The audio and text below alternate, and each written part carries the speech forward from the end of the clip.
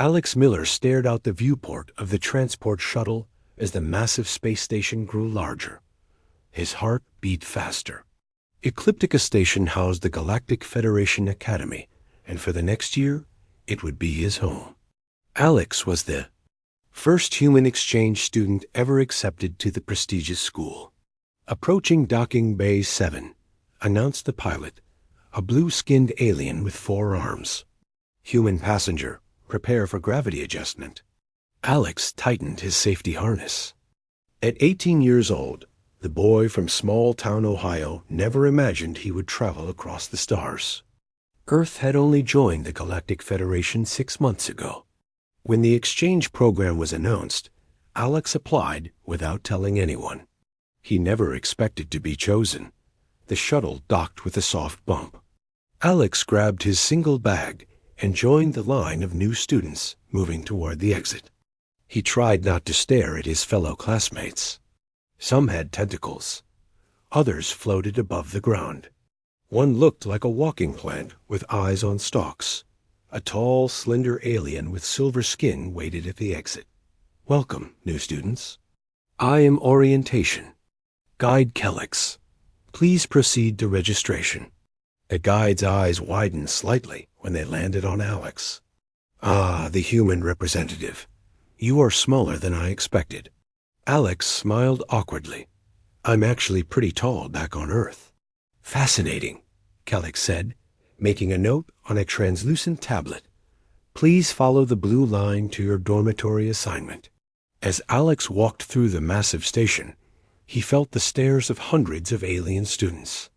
Some looked curious, others concerned, and a few seemed afraid. He heard whispers that followed him. Is that a human? I thought they were larger. I heard they're mostly water. How do they not collapse? My parents says they're dangerous. They evolve as predators. Alex kept his eyes forward and followed the blue line until he reached a door marked Dormitory Block 7J. The door slid open to reveal a circular room with several sleeping pods arranged around the walls. One of the pods was open, revealing a bed that looked almost normal. You must be the human. Alex jumped at the voice. From behind one of the pods emerged a creature with 6 arms and translucent skin that revealed shifting organs underneath. 2 large eyes blinked at him from a face that looked almost like melting wax. I'm Zixtel, your roommate, the creature said, extending 3 hands at once. I requested to room with you. I'm studying xenobiology with a focus on newly discovered species. Alex carefully shook one of the offered hands. It felt cool and slightly damp. I'm Alex. Nice to meet you. Your temperature is quite high, Zixtel said, pulling back his hand. Are you ill? No. Humans just run hot, Alex explained. About 98.6 degrees Fahrenheit is normal for us. Zixtel's eyes widened. Remarkable. You're practically cooking inside. Please, tell me more about human biology while you unpack. Over the next hour, Alex answered dozens of questions about Earth and humans while arranging his few belongings in the sleeping pod. Zixtel was particularly fascinated by human eating habits. You consume 3 separate meals each day? And your digestive system processes food continuously rather than monthly? Incredible efficiency. A chime sounded throughout the room. Zixtel's form rippled with excitement. First day orientation begins in 30 minutes. We should hurry to the main hall. They joined a stream of students flowing toward the center of the station. The diversity of life forms amazed Alex. Some students looked almost human, while others defied description clouds of gas contained in force fields rolling spheres. Covered in eyes, creatures that seemed to shift between solid and liquid states, the main hall was enormous, with a domed ceiling that displayed a real-time view of space outside the station. At the center stood a group of official-looking aliens on a raised platform. Welcome, students, announced a massive being with purple skin and a voice that seemed to come from multiple places at once. I am Director Fixus. You represent the finest young minds from 37 worlds across the Galactic Federation. The director's eyes fixed on Alex for a moment. Including our newest member species. We expect great things from all of you. After orientation, Alex followed a schedule that appeared on his assigned datapad. His first class was Comparative Xenobiology with Professor VNN DRATH. The classroom was a tiered lecture hall filled with students of various species. Alex took a seat near the back, trying not to draw attention. A few students gave him curious looks, but most seemed too busy preparing for class. Professor Vendrath entered the room. She had 4 eyes set in a face that reminded Alex of a praying mantis, though her body was more humanoid. Her voice was surprisingly melodic. Welcome to Comparative Xenobiology. In this course, we study the adaptations that allow different species to thrive in their environments. She activated a holographic display at the center of the room. Today, we begin with recent additions to the Federation. An image of Earth appeared, spinning slowly in the air. Alex felt a sudden pang of homesickness. Humans, Professor Vendrath continued, represent an interesting case study in evolutionary compromise. They possess no exceptional physical abilities, no natural weapons, limited strength, and average sensory capacity. Yet they have survived and developed technology despite these limitations. Several students turned to look at Alex. He sank lower in his seat. Their primary advantages appear to be endurance, adaptability, and unusual problem-solving approaches. The professor said, "We are fortunate to have a human specimen in our class this year. Perhaps he will consent to assist with demonstrations in future sessions." After class, Alex hurried toward the exit, but was stopped by a voice. "Hey, wait up." He turned to see a strange, shifting blob of blue gel approaching him. 2 darker spots near the top might have been eyes. "I'm Lori," the blob said. "From Medusa Prime. That was really unfair how the professor talked about your species." "Thanks," Alex said, surprised. "It wasn't that bad. We are pretty unimpressive physically compared to most species here." "That's not true," said another voice. A tall, crystalline being that sparkled in the light joined them. "I'm Kyle. My people have been studying Earth transmissions since we detected them 50 years ago. Humans are fascinating." "You've been watching our TV?" Alex asked, amazed. "Yes. I especially enjoy your music. The vibrations create beautiful resonance patterns in my crystalline structure," Kyle said as they walked together to the dining hall. Alex began to relax. Maybe he could fit in here. After all, the dining hall offered food stations for different biological needs. Alex found the section for carbon-based omnivores and received a tray of food that looked almost like normal Earth cuisine, though the colors were slightly off. Lori and Kyle joined him, along with Zixtel. They attracted stares from other students, particularly a group of large reptilian beings with armored skin. "Draconians," Zixtel whispered. "They consider most soft-bodied species beneath their notice. Ignore them." Over the next 3 months, Alex settled into a routine. His classes were challenging, but fascinating. He made more friends, learned to navigate the station, and even gained some respect from his professors. The Draconians stopped, hissing when he walked by. Other humans had arrived at the Academy 3 more exchange students, but Alex rarely saw them. Then came the day when Admiral Jorix of the Galactic Defense Force visited their xenobiology class. "Today we have a special guest lecturer," Professor Vendrath announced. "Admiral Jorix will discuss tactical response to Class 9 invasive threats." A stern-looking alien with gray skin and elaborate uniform took the professor's place. He activated the holographic display. "The galaxy contains many dangers," the Admiral began. "Some species represent significant threats to galactic peace." Images of fearsome creatures appeared in the display. Alex recognized some from his studies. the hive-minded Vex, the predatory Krell, the parasitic Exarax. But the most dangerous threats, Admiral Jorix continued, are often those that appear harmless. The hologram changed to show a new image. Alex felt a chill run through him. It was a human. The classroom fell silent as the image of a human rotated in the holographic display. Alex felt his face grow hot as students turned to look at him.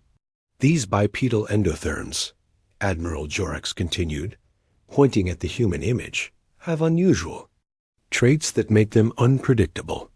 They possess exceptional endurance, pack-bonding tendencies with even non-related species, and troubling predatory instincts despite their weak appearance. Alex wanted to disappear into his seat. Professor. Vandrath's 4 eyes blinked rapidly, showing her discomfort. Admiral, she said carefully, perhaps we should note that humans are now Federation members and have a student present. Facts are facts. Professor, the Admiral cut her off. The Federation Council may have approved Earth's membership, but the Defense Force maintains awareness of all potential threats. Laurie's gelatinous form quivered with indignation beside Alex. Kyle's crystalline surface had darkened, a sign Alex had learned meant anger. Humans lack natural weapons, the Admiral continued, but compensate through tool use and unusual thinking patterns. They can.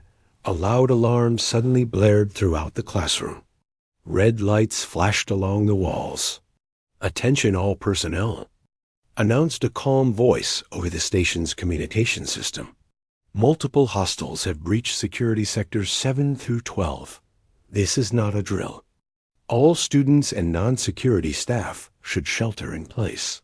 The classroom door automatically sealed shut with a heavy thunk. Through the transparent wall facing the corridor, Alex could see other doors closing throughout the building. Professor. Vandrath moved quickly to the teacher's console. Students, remain calm. The Academy's defense systems will handle this situation. We are perfectly safe in this room. An explosion shook the station. The lights flickered. That didn't sound good, Alex whispered to ZYX_TL. Admiral Jorix had pulled out a small communication device. This is Admiral Jorix. Report status. His gray face darkened as he listened to the response. Understood. Maintain position. He turned to the professor. The situation is worse than initially reported. A Droxian pirate vessel has breached our outer defenses. They've deployed boarding parties throughout the education sectors. Pirates? Gasped a small, furry student near the front. Why would pirates attack the Academy? Droxians harvest rare biological specimens for the black market, Kyle explained, his crystal body vibrating slightly. An academy with students from 37 worlds is a valuable target. Another explosion, closer this time, rocked the classroom. Through the transparent wall, Alex saw smoke filling the corridor. Dark shapes moved through the smoke. The classroom security systems will only hold them off for a few minutes if they have cutting tools, Admiral Jorix said grimly. He pulled out a small weapon. I have one sidearm. We need to prepare for the possibility they'll breach this room. Panic spread through the class. Some students huddled together in protective groups. Others entered defensive postures, the Draconians extending their spikes, Laurie forming a protective outer shell, Kyle's surface hardening to diamond-like density. Professor. Vandrath tried to maintain order. Students, move to the back of the room. Those with defensive adaptations, please assist your more vulnerable classmates. Alex watched as the shapes in the corridor became clearer. The pirates wore armored suits and carried large weapons. They moved with purpose, checking classrooms as they passed. When they reached the xenobiology classroom door, they stopped. One pirate, larger than the others, examined the door seal. He turned to his companions and made a gesture. 2 pirates stepped forward with a large cutting tool. They're coming in, Alex whispered. His heart raced, but strangely, His mind felt calm and clear. While his classmates panicked or froze, Alex found himself noticing details around the room. The ventilation shaft above them was too small for most species, but might work for him. The emergency kit by the door contained tools that could be weapons, and he'd memorized the station layout during his first week, a habit his advisor had called odd but admirable. "I might be able to help," Alex said quietly. Admiral Jorix gave him a dismissive look. "Stay back, human. This is a matter for the Defense Force." "With respect, Admiral," Alex replied, "there are 30 students in this room and 1 Defense Force officer with a small weapon. We need more options." Without waiting for permission, Alex moved to the emergency kit on the wall and pulled it open. Inside he found basic safety equipment, a fire suppressor, emergency flares, medical supplies, and a length of cable.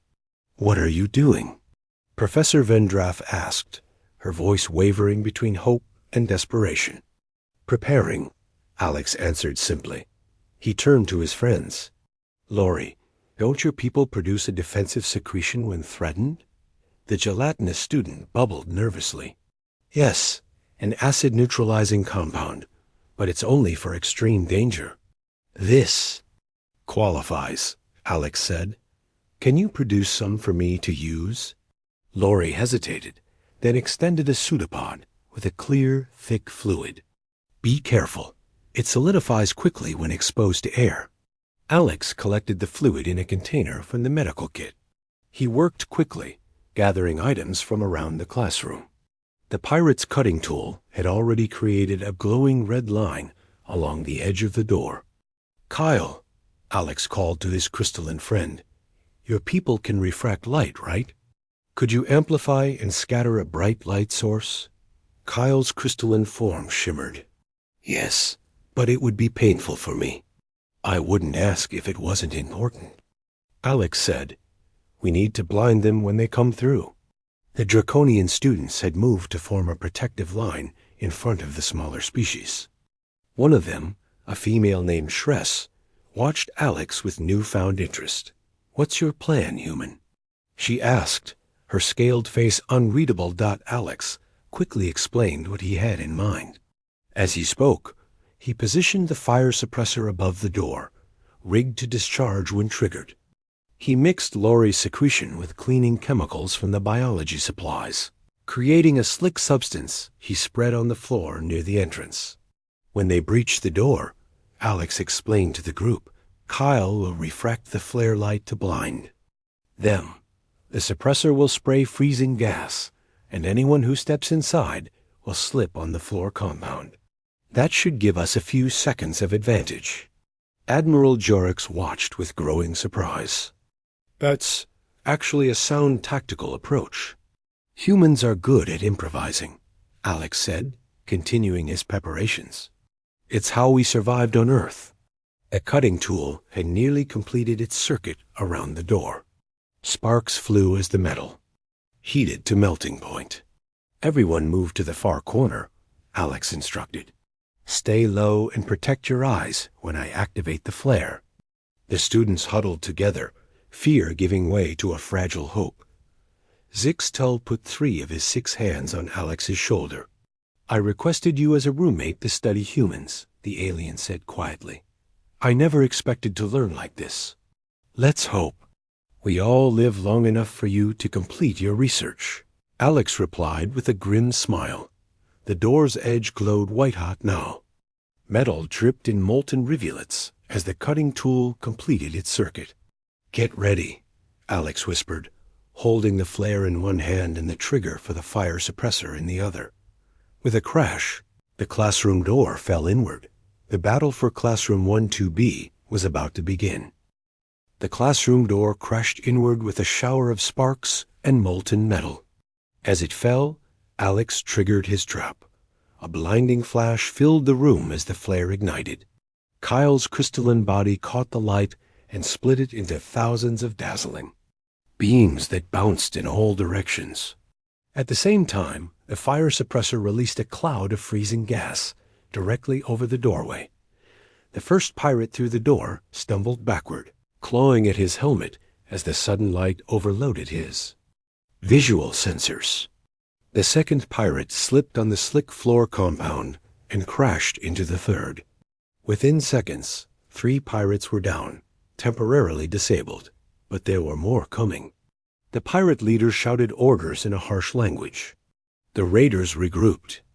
Now aware they faced resistance, they began firing stun weapons into the classroom. Stay down. Alex shouted to his classmates as energy bolts sizzled overhead.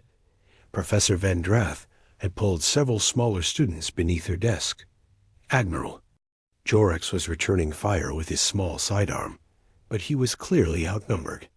We need to disable their weapons, Alex said to Zixtel. Can you create an electromagnetic pulse? The 6-armed alien's eyes widened. My defensive discharge?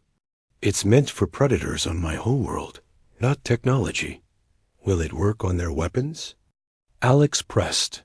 Perhaps, but I would need to be closer. Alex looked around the room. The draconian students were huddled together, their armored bodies forming a shield wall for the smaller species. Lori had extended herself into a protective dome over 2 frightened plant-based students. Shress, Alex called to the female draconian. Can your people provide cover while Zixtel gets closer to the door? The reptilian student bared her teeth in what Alex had learned was a sign of agreement. We can hold for a short time. The pirates were regrouping for another push into the classroom. The leader, a hulking figure with cybernetic enhancements, visible through his damaged helmet, directed his troops with angry gestures. Now! Alex shouted. The draconians moved as one, forming an advancing wall of scaled bodies. Energy bolts from the pirates' weapons glanced off their natural armor. Behind this shield, Zixtel scurried forward, all 6 limbs working in perfect coordination. Ready? Alex asked his roommate. Zixtel's transparent skin pulsed with nervous energy.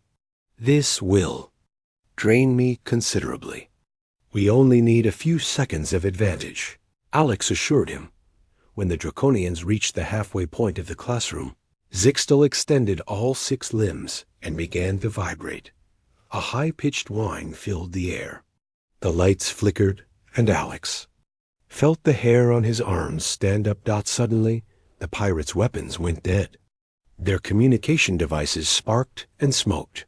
Even Admiral Jorix's sidearm clicked uselessly in his hand. Phase 2, Alex called, surprising himself with his clear thinking under pressure. This was the moment Alex had been preparing for. Wow. The pirates were confused by their malfunctioning equipment. He grabbed the length of cable he had taken from the emergency kit. With one end secured to a heavy desk, he ran toward the doorway. The pirate leader saw him coming and reached for a blade at his belt. But Alex was faster than the pirate expected. A human ducked under a wild swing and looped the cable around the pirate's legs. With a sharp tug, Alex pulled the cable tight. The massive pirate crashed to the floor, his cybernetic leg joints tangled in the strong cable. What is he doing? Gasped Professor V.N. Nundrath. No sentient being attacks a Droxian directly. But Alex was operating on instinct now, fueled by adrenaline and desperation. What the aliens didn't understand was that humans, when protecting their social group, were capable of feats that defied logical risk assessment. 2 more pirates rushed into the classroom to help their leader. One grabbed Alex from behind, lifting him off the ground. The human's arms were pinned to his sides, but his legs were free. He kicked backward hard, striking the pirate's knee joint. The pirate grunted in pain, but didn't release his grip. Alex felt his ribs being crushed in the powerful hold. Suddenly, a crystalline spear shot across the room, striking the pirate in the shoulder. It was a piece of chyle. He had broken off one of his own crystal arms and thrown it as a weapon. The pirate howled and dropped Alex, who rolled away and came up ready to fight again. But now the battle had spread throughout the classroom. The Draconians had engaged several pirates in direct combat. Lori was tripping raiders with extended pseudopods. Even the small, furry students were helping by creating distracting sounds that confused the pirates' audio sensors. Admiral Jorix had recovered a fallen pirate's weapon and was using it effectively. He stared at Alex with new understanding in his eyes. "Miller," the Admiral called. "The leader is getting free." Alex turned to see the pirate leader cutting through the cable with his blade. The cybernetically enhanced raider rose to his feet, eyes locked on Alex with murderous intent. "Human," the pirate growled, his translator making the word sound like a curse. "You will bring the highest price on the black market. The only species stupid enough to fight Droxions directly." Alex backed away, looking for a weapon. His hand found a broken piece of equipment on a nearby desk, a heavy metal tool used in biology demonstrations. It wasn't much, but it was better than nothing. The pirate leader advanced, blade raised. "Your species is unknown to most buyers. They will pay extra for novelty." "I'm not merchandise," Alex replied, raising his makeshift weapon. "What happened?" Next shocked everyone in the room. The human and the cyborg pirate crashed together in direct combat. The pirate had cybernetic strength and a proper weapon, but Alex had surprising speed and a lifetime of sports that had trained his reflexes. More importantly, he was fighting to protect friends, not for profit. The fight was brutal but brief. When the pirate lunged forward with his blade, Alex sidestepped and brought his metal tool down hard on the pirate's breathing apparatus.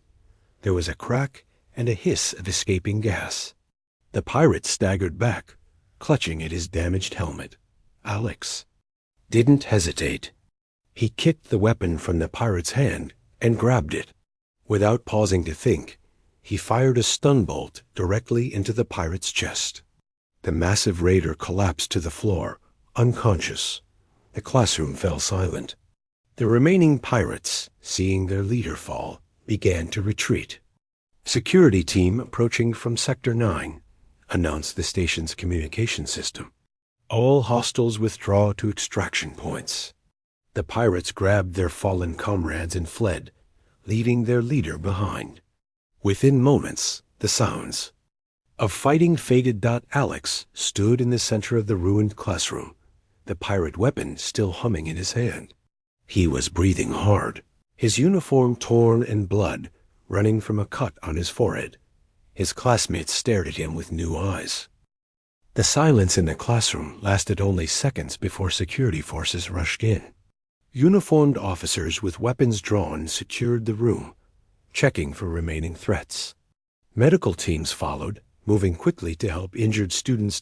Alex lowered the pirate weapon and placed it carefully on the floor. His hands were shaking now that the danger had passed. The rush of energy that had carried him through the fight was fading, leaving him suddenly tired. "Are you hurt?" A medical officer approached Alex, scanning him with a device. "I'm fine," Alex said, though the cut on his forehead was still bleeding. "Help the others first." Across the room, Kyle was being treated for the self-inflicted injury where he had broken off his crystalline arm to use as a weapon. Lori had withdrawn into a protective ball, a normal response for her species after extreme stress. The Draconians were helping the medical team identify which students needed immediate attention. Admiral Jorix stood over the unconscious pirate leader, speaking into a communication device. When he finished, he walked over to Alex. "Cadet Miller," the Admiral said formally. "Your actions today were—" He paused, seemingly searching for the right words. "Unexpected and effective." Alex wasn't sure how to respond. "I just did what seemed necessary, sir." "What seemed necessary to you," Jorix replied, "would be unthinkable to most Federation species. Direct physical confrontation with a Droxian raider? Even our security forces are trained to keep distance and use superior firepower." Professor Von Drath joined them, her 4 eyes blinking rapidly. "Admiral, the human's behavior, while shocking, is consistent with what we know of their species. They evolved as persistence hunters with strong pack-bonding instincts. Pack bonding? Alex asked. Your protective response toward classmates you've known for only 3 months, the professor explained. Most species require years or shared genetic heritage to develop such behaviors. Security officers were placing restraints on the pirate leader, who was beginning to regain consciousness. The massive raider's eyes opened, focusing immediately on Alex, with undisguised hatred. That one, the pirate growled to his captors. Mark my words. That species will be trouble for the entire galaxy. As the security team took the pirate away, the station's director arrived. Director Fixus moved with the floating grace of her species, her translucent tentacles rippling with what Alex had learned to recognize as agitation. Admiral Jorix, Professor Vendrath, the director greeted them, and Cadet Miller. I've received preliminary reports of what happened here. Her large eyes studied Alex with newfound interest. It seems we have underestimated humans. Director, Admiral Jorix said, I believe we should discuss the security implications in private. Of course, Director Fixus agreed. Cadet Miller, please report to medical for proper treatment. We will speak later. As Alex was led away by medical staff, he noticed his classmates watching him. Their expressions ranged from awe to curiosity, to he couldn't help noticing a hint of fear. In the medical center, a doctor treated Alex's cut forehead and scanned him for internal injuries. Remarkable resilience, the doctor muttered as he worked. The pressure applied to your thoracic cavity would have crushed most species' respiratory systems. Alex sat quietly, trying to process everything that had happened. The door to the medical room slid open, and Zixtel entered, followed by Lori and Kyle. Kyle's crystalline form was missing a portion of his right side, but the break had been sealed with a medical compound. Are you okay? Alex asked his friends. Are we okay? Lori's gelatinous form rippled with what Alex recognized as laughter. You're the one who fought a Droxian pirate hand-to-hand. I had to help Kyle get his arm back, Zixtel said, holding up a crystalline shard. They were able to reattach most of it. Kyle's surface shimmered. It will regrow completely in a few weeks. A small price to pay. Why did you do that? Alex asked. Break off your own arm to help me? The crystalline being seemed surprised by the question. You were in danger. You were helping all of us. It seemed. Logical? Logical? Alex shook his head. Cutting off your arm isn't logical. Perhaps humans define logic differently, Zixtel suggested. From our perspective, your actions were far more extreme. The medical officer finished treating Alex and cleared him to leave. As the 4 friends walked through the station corridors, they noticed other students stopping to stare at them. Word of the Battle of Classroom 1-2B had spread quickly. Is it true that humans regularly engage in physical combat for recreation? Asked a first-year Venusian student who had never spoken to Alex before. You mean sports? Yeah, I guess we do, Alex replied, uncomfortable with the attention.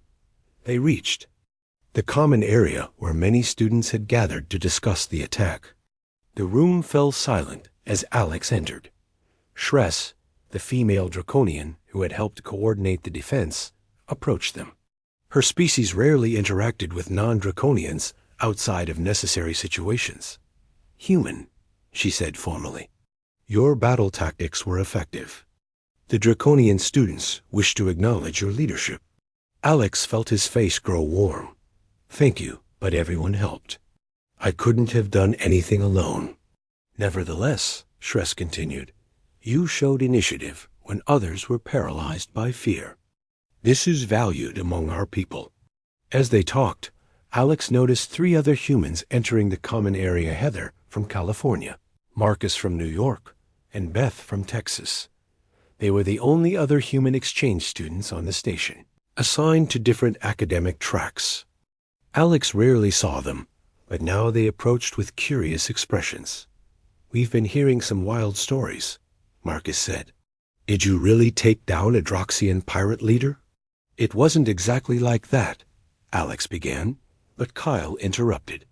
He organized our defense, created weapons from classroom supplies, and engaged the pirate leader in direct combat, the crystalline student announced proudly.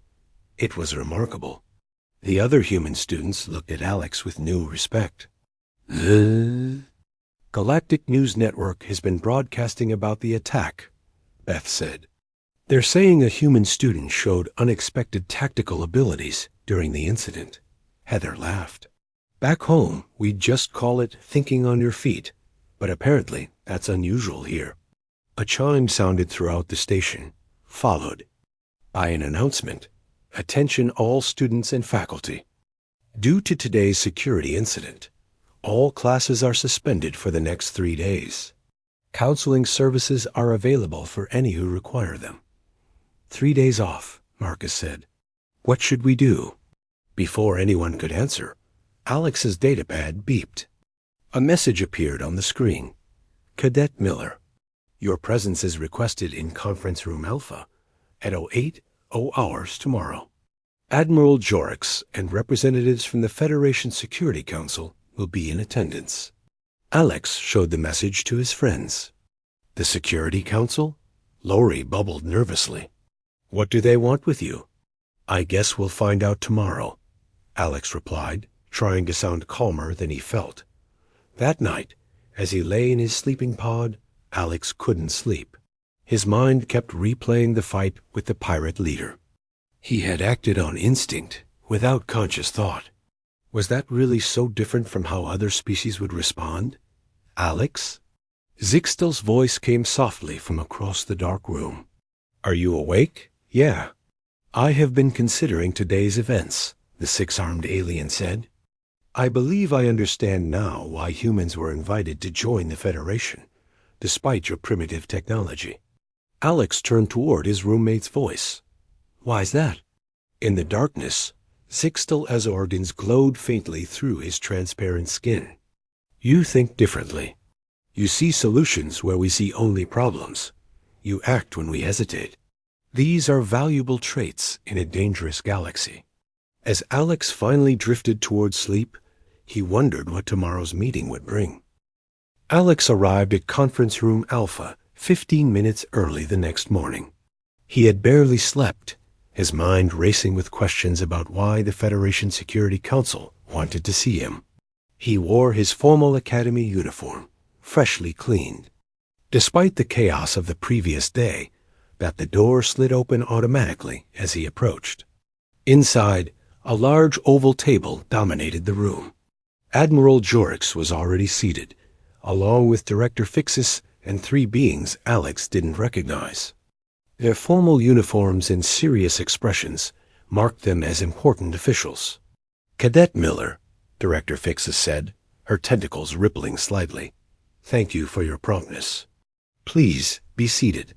Alex took the empty chair indicated. He tried to keep his hands from shaking. Allow me to introduce our guests, the director continued.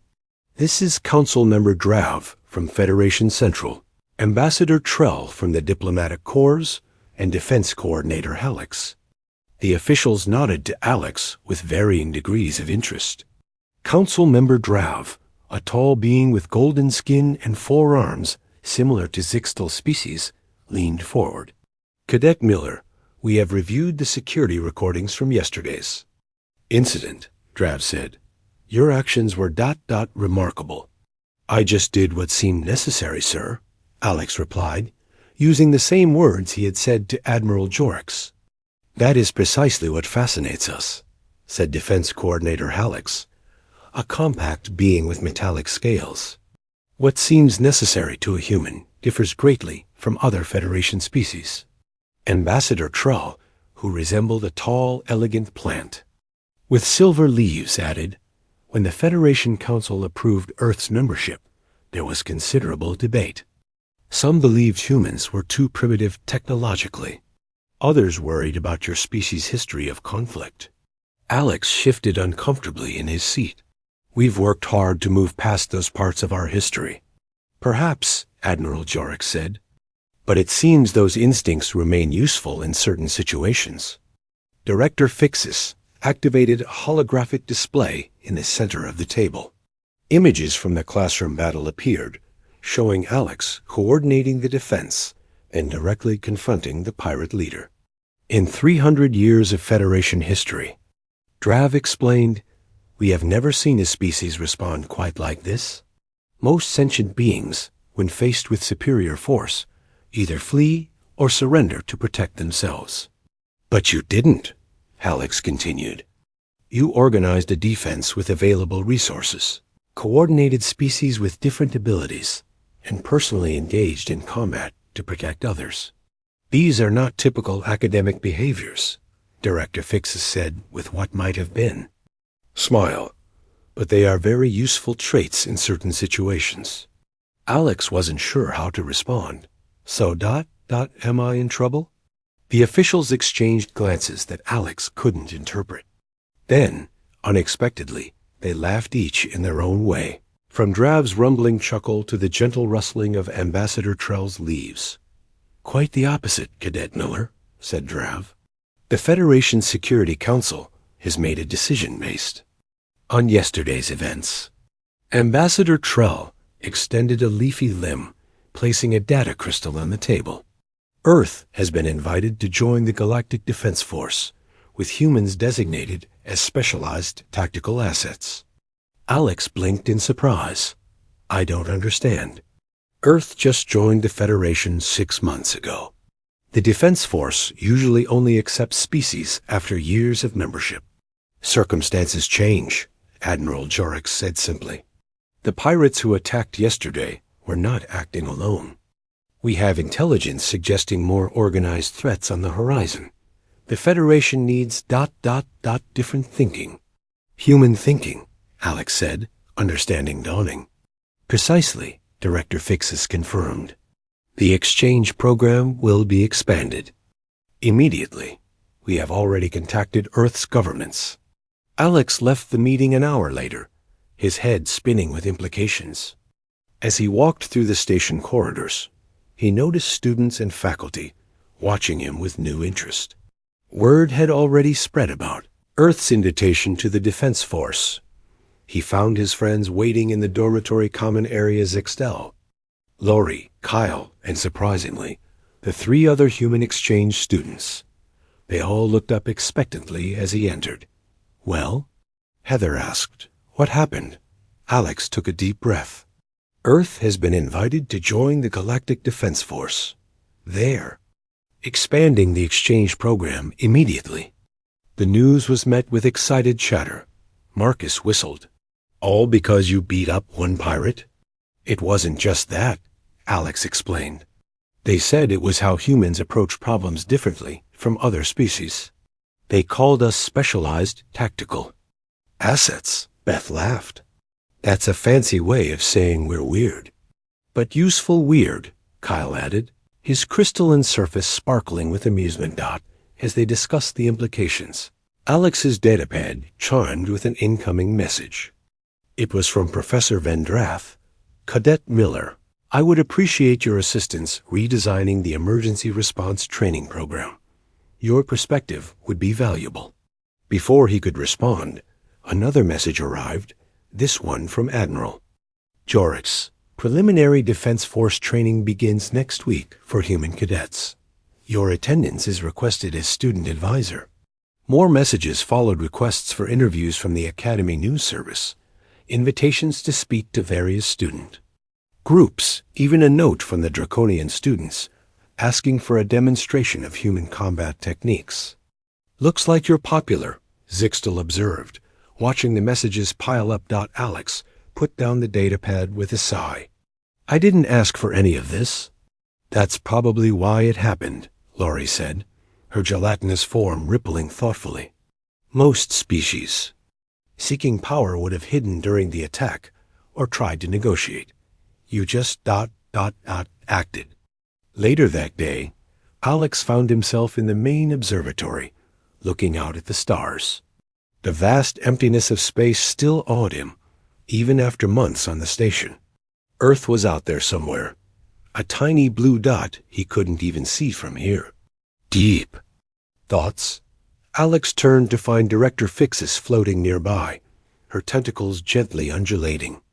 Just thinking about home, Alex admitted, and what all this means. The director moved closer to the viewport.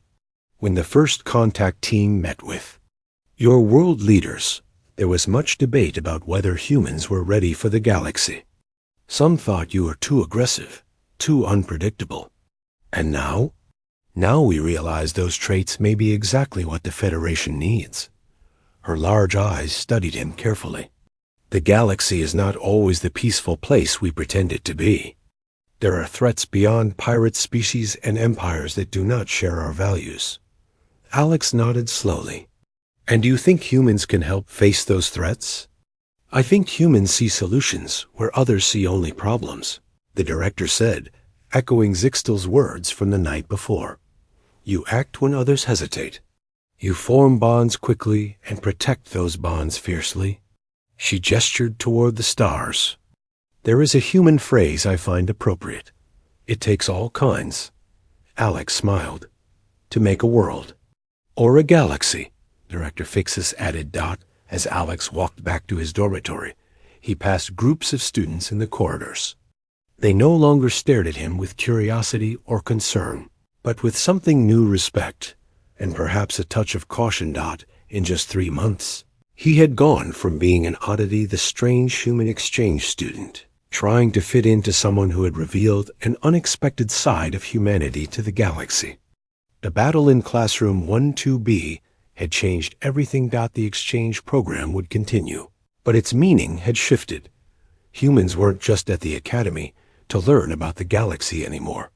Now, the galaxy was learning about humans, and Alex Miller, who had only wanted to fit in, had shown why humans might never truly be just another Federation species. They were something else entirely. The end.